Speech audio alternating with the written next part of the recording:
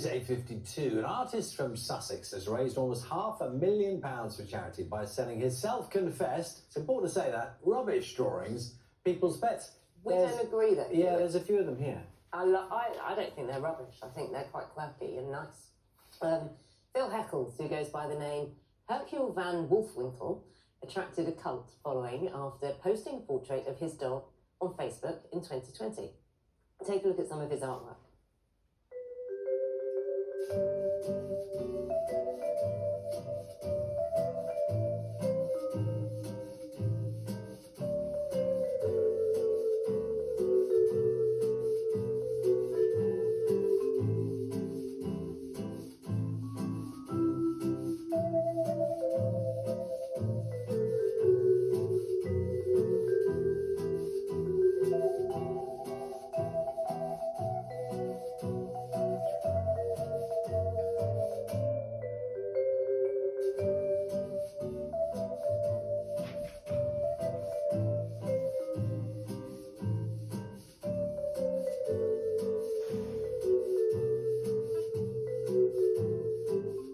I'm very pleased to say we can speak to Phil now. Good morning, Phil. How are you doing?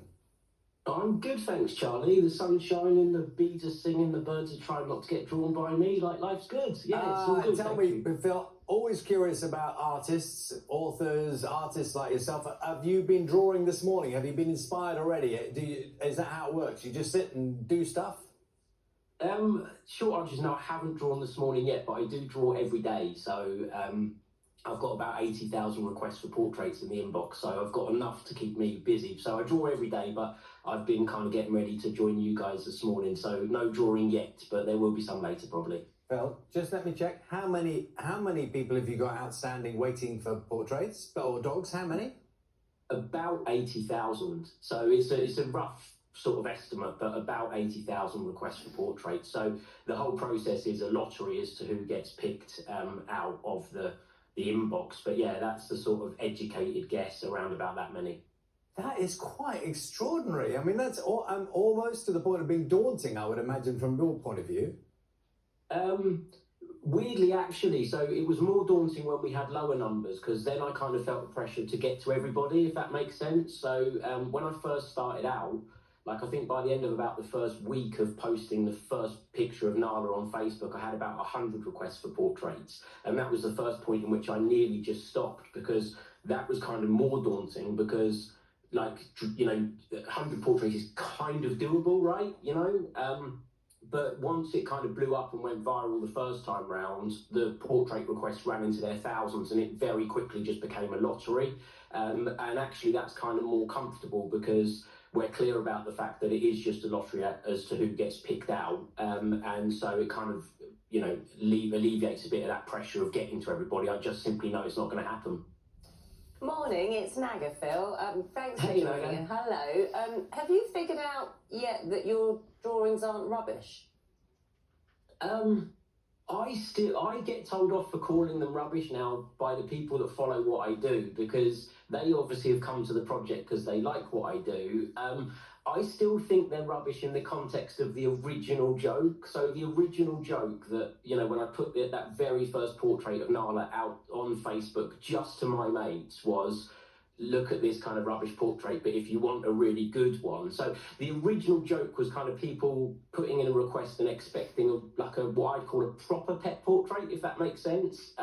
So I still think they're rubbish in the context of the original gag, but I get that kind of people now, it's kind of developed into what it is, and people see them now as kind of funny and endearing and silly, and I love that, because the whole thing is just about trying to spread a little bit of joy and silliness into the world.